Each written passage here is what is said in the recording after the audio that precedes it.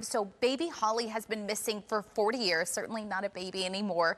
This week, she was found alive and well, now 42 years old, and by all accounts has lived a good life. She was found thanks to the newly formed cold case missing persons unit created by the Texas Attorney General's office and has plans to meet with her biological family very soon. It began with a match, a faint flicker of digital light on a DNA database that would unravel one of Texas's most haunting mysteries. For 42 years, the name Holly Marie Clouse had lingered in silence, a ghost on the edge of a tragedy no one could comprehend. She was the baby who disappeared without a trace, after her parents were found brutally murdered in the woods outside Houston in 1981. No one ever found her body. No one ever found a clue. Just a young couple, dead and forgotten, buried as John and Jane Doe, and the whispered question that refused to die: what happened to their baby girl? For decades, her family searched through shadows, their hope dimming with every passing year. They wrote letters that never came back. Prayed prayers that echoed into empty space. And somewhere, in the quiet corners of Texas, investigators kept a single photograph pinned to an aging file, a picture of a smiling young couple holding their newborn child, frozen in time. Then, in 2022, everything changed. A phone call shattered 40 years of silence. A woman in Oklahoma, a mother of 5, learned that the name she'd lived with her entire life wasn't her own. She had no idea that her face had been printed on missing posters decades before. She had no idea that her biological parents had been murdered before she could even crawl. She had lived a full life, built a family, raised children, completely unaware that her entire existence was part of a mystery the world had buried and forgotten. Her name was Holly Marie Clouse. And for the first time since 1980, her family could finally whisper the words they'd been waiting a lifetime to say: "We found her." This is not just a story of murder. It's a story of faith, of loss, and of the miracle of being found after the world has forgotten your name. It's the story of how science, chance, and divine timing collided to bring a baby home after 4 decades in the dark.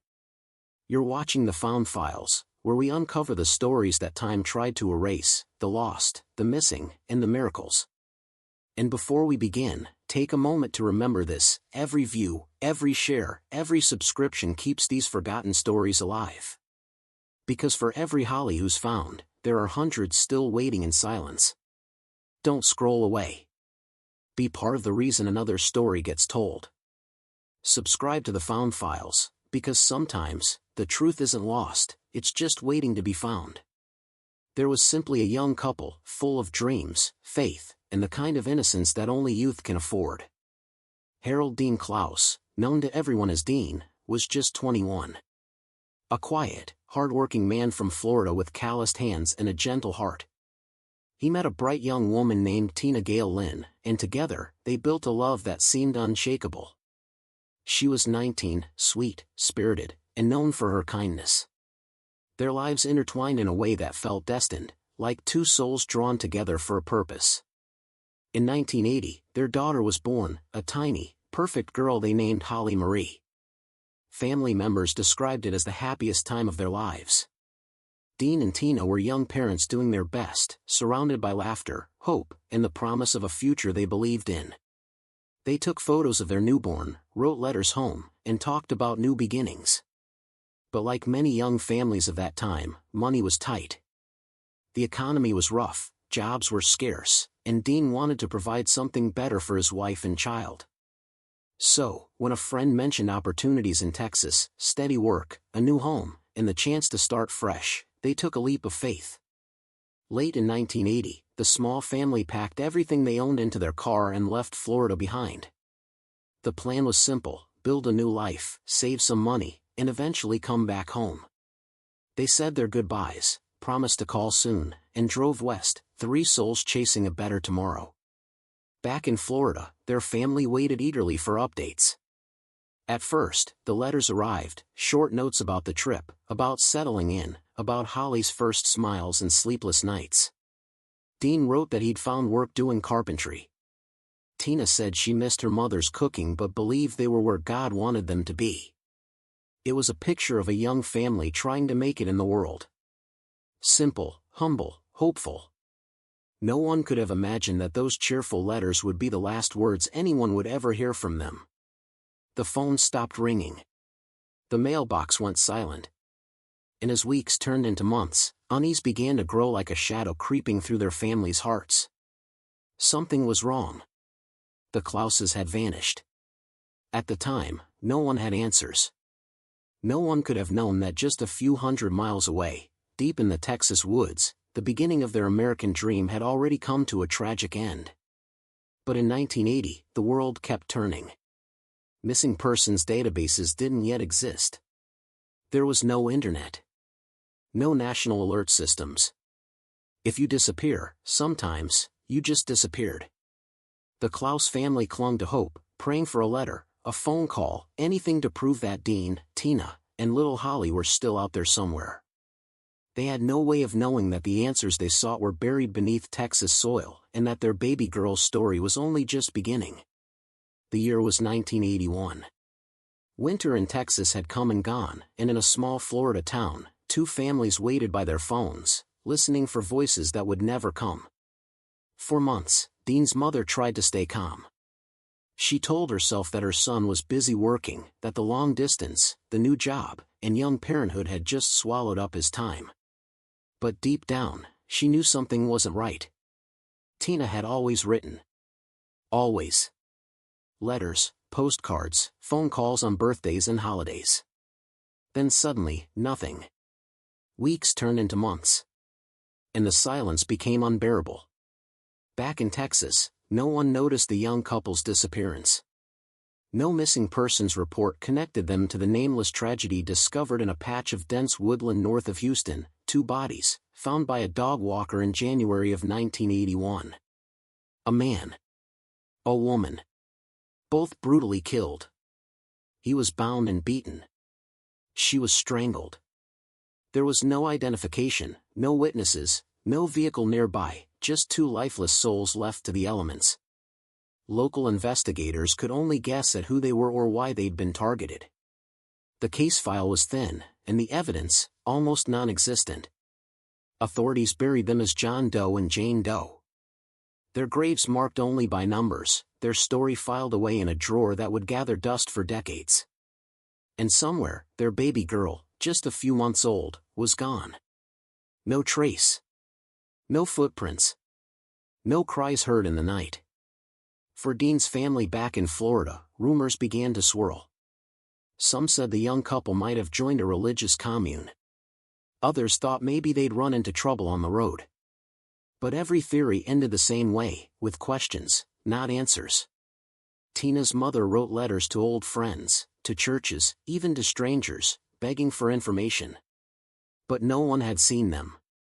It was as if the little family had vanished into thin air. Over the years, people moved on. Life demanded it. But the wound of not knowing never healed. There were birthdays missed, holidays marked by silence, and prayers whispered into the void. Dean's sister later said that every time she saw a child with light brown hair, she wondered if it might be Holly. Every face on a playground, every photo in a newspaper, she searched them all. But the world had forgotten. The Clouses became another cold case in a time before technology could bridge the distance between the living and the dead. For 4 decades, the truth remained buried, the bodies unidentified, the baby unaccounted for, and the families left in the darkness of not knowing. Somewhere out there, Holly was alive. But no one, not even she, had any idea who she truly was. And as time passed, the silence that surrounded her story grew thicker, stretching across generations like a shadow that refused to fade. Because in 1981, the trail went cold. And the world stopped looking. For decades, the name Holly Marie Clouse lived only in police files and family prayers. But somewhere far from the headlines, another life was quietly unfolding, a life she never chose. Raised by members of a wandering religious group that preached isolation, purity, and total obedience, Holly grew up under the watchful eyes of strangers who told her they were her family. The group lived simply, no technology, no news, no contact with the outside world. The women wore long white robes, their hair covered, their voices soft and restrained. They called themselves the children of the Lord, and they moved often: Texas, California, Oklahoma, leaving no footprints, no paper trail, no past. To the world, Holly was missing. To her, she was simply home. She was told her parents had rejected the ways of God, that they had chosen sin over salvation. The only world she knew was built on rules, scripture, and silence. Her days were spent caring for the younger children, praying, and serving the elders who guided the group's every move. But in the quiet corners of her mind, there were questions. Why didn't she look like the others? Why did she feel a kind of ache when she saw families pass by on the rare occasions they ventured into town? Why did the name Holly make something stir inside her, a word she'd once heard whispered in the dark, too familiar to forget? As the years passed, she grew into adulthood within the confines of that life. She married within the group, later leaving with her husband to start anew in Oklahoma. Together they raised 5 children, far removed from the cult's control, but still unaware of the truth of her origins. To her, she was simply a woman finding peace after a strange, strict upbringing. All the while, the Clouse and Lynn families, her true blood, spent every birthday and every anniversary wondering where she was. They feared the worst, but still lit candles in her memory, prayed for a miracle, and whispered into the darkness, "Holly, if you're out there, we haven't stopped looking." And somewhere, that silent longing stretched across decades, from the family who lost her, to the woman who never knew she was lost. Because sometimes, the greatest disappearances aren't just of people, but of identity, of truth, of entire histories swallowed by time and deception. 42 years would pass before that silence began to crack. And when it did, the truth that emerged would rewrite everything. Before we continue, imagine losing someone you love for over 4 decades, only to learn they'd been alive all along, hidden in plain sight. If stories like this remind you that miracles still happen, that truth always finds a way, please take a moment to subscribe to the Found Files. Because every view, every share, helps us keep these stories, and the people behind them, from ever being forgotten again. For over 40 years, the case of Dean and Tina Clouse remained frozen in time, a story half told, with the most vital piece still missing. Their families had searched, prayed, and pleaded for answers. But time had done what it always does, it buried the pain under layers of uncertainty. Then, science, that silent keeper of truth, began to whisper the answers no one expected. In 2021, a cold case unit in Texas partnered with genealogical DNA researchers to identify 2 bodies found in a wooded area near Houston all the way back in 1981. The remains were that of a young couple, a man and a woman, both brutally murdered, their identities unknown for decades. But with each new DNA sequence uploaded into the system, the algorithm began to map a family tree. Piece by piece, the ghosts began to take shape. The names returned: Dean and Tina Clouse. The discovery stunned investigators, but one haunting question remained: where was their baby girl? Police reached out to surviving relatives, who were grateful for closure but shattered by the revelation. They had always hoped the couple had simply drifted apart from the family. Never, not once, had they imagined their fate had been sealed in violence. And now, with that painful truth exposed, one question consumed every conversation: what happened to baby Holly? There were no birth records. No adoption papers. No trace in state systems. It was as if she'd vanished from existence. Until, one day, an email arrived at the National Center for Missing and Exploited Children, an inquiry sparked by a genealogical match. A woman in Oklahoma had taken a DNA test, a simple kit, a casual curiosity about her heritage. But her results carried something extraordinary, a match to the Clouse family tree. Her name was Holly Marie Clouse. When the genealogists and detectives cross-referenced the data, silence filled the room. Could this be the Holly, the missing child who had been gone since 1980? The odds were astronomical. The emotional weight, immeasurable. And yet, science does not feel. It only reveals. One test led to another. The samples aligned perfectly. The baby who had vanished into nothingness was alive, a 42-year-old woman, a wife, a mother of 5, living a quiet life she never knew was borrowed from a stolen past. For the first time in 4 decades, the line between the living and the lost blurred, and the Clouse family's prayers echoed into reality. A single vial of DNA had done what thousands of man-hours, missing posters, and newspaper pleas never could. It had bridged time. It had resurrected a lost identity. It had brought a name home. Think about this: if Holly had never taken that test, her truth would have remained buried forever. Somewhere right now, another missing child's story waits for that one match, that one person willing to care. If you believe no case is too cold, no story too old, hit subscribe to the Found Files. Because you might be the reason another lost soul is finally found. When investigators finally reached out to the woman named Holly Marie Clouse, the call would alter the course of her life forever. It began quietly: an unexpected knock, a phone ringing in a small Oklahoma home, a voice on the other end asking questions that didn't make sense at first. Were you born in 1980? Were your parents named Dean and Tina? For a moment, Holly froze. The names meant nothing to her, and yet, something deep within her stirred. A feeling she couldn't name. Detectives explained that her DNA had matched to a family in Texas who had been searching for their missing granddaughter for more than 40 years. They told her about the couple, her parents, whose bodies had been discovered in the woods all those years ago. They told her that she had once been the baby who vanished without a trace. Silence hung heavy after every word. Holly's mind raced.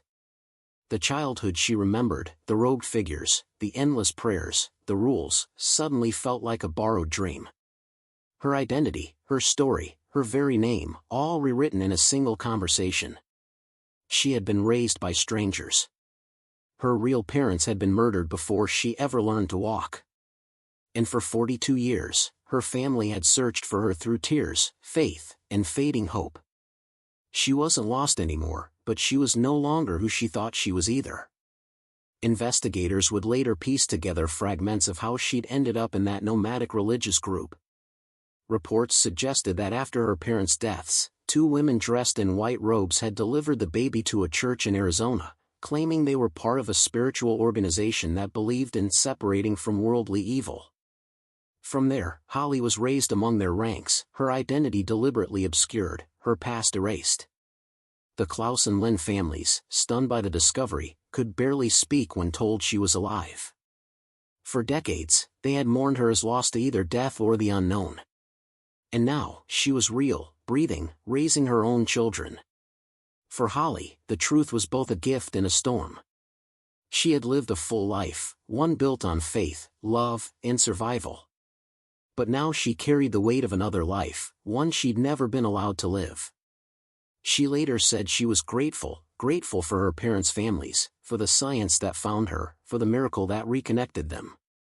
But beneath that gratitude was the ache of knowing she could never truly recover what time had taken. Because some reunions are not about going back. They are about finally understanding where you came from. Stop for a moment and imagine this: you live an entire lifetime under a name that isn't truly yours, and one day, a phone call tells you everything you've ever believed was built on a lie. Yet still, you find grace, forgiveness, and family waiting on the other side.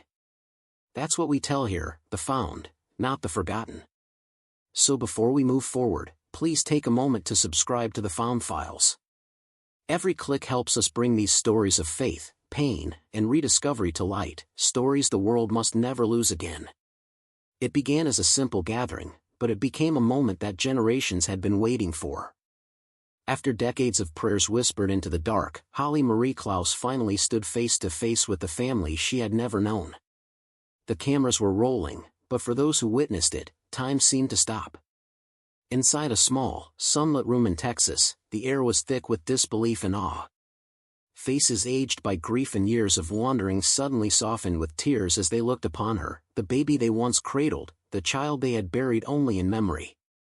Now a woman of 42, a mother herself, Holly smiled through trembling lips as she embraced her aunts, uncles, and cousins, families whose voices she'd never heard but whose love she'd carried unknowingly through every silent year.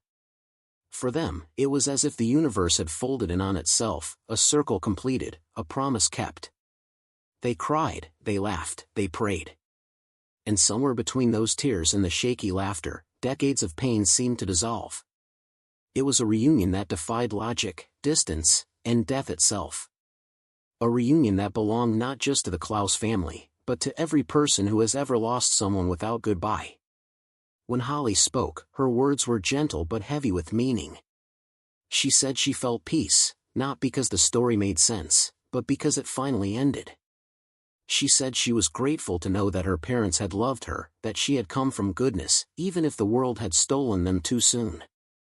The family members, now older, spoke of forgiveness, not for the people who took Dean and Tina's lives, but for the time they could never get back. "We thought she was gone forever," one of them said. "And then God gave her back." Outside, the Texas sun poured through the windows, warm, golden, almost divine. It fell across faces that had aged, but never stopped hoping. And in that light, it was easy to believe that maybe, just maybe, there are some stories too powerful to remain buried.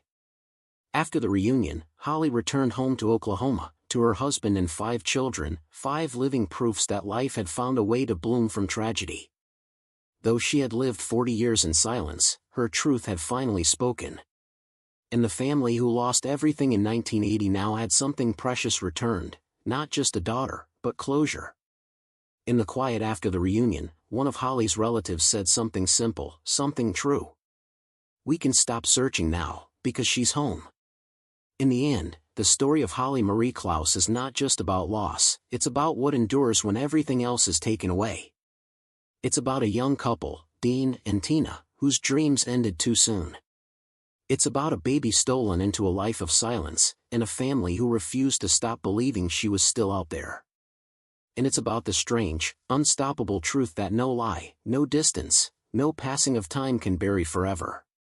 For 42 years, Holly lived unaware that she was the answer to someone's prayer. For 42 years, her family lived with a question that would not die. And then, in one impossible moment, faith, science, and fate converged, and the silence broke. Her story reminds us that every missing person's case is more than a file number or a face on a poster. It's a heartbeat still echoing in the world, waiting for the right moment to be heard again. The Clouse family's long search teaches something rare and sacred, that love does not end at disappearance. It waits. I hope so. And sometimes, against every odd, it is found. If you take anything from this story, let it be this. Truth will always find a way home. And as long as there are people willing to look, willing to remember, the lost will never truly disappear. Somewhere, another family is still waiting for their phone to ring. Somewhere, a name still echoes in the dark, praying for light. You can help that light reach them. So if this story moved you, don't just click away. Take a moment to like, share, and subscribe to the Found Files. Because every time you do, these stories don't die in silence, they live, they speak, and they find their way home. This is the Found Files, where the missing are remembered, and the lost are finally found.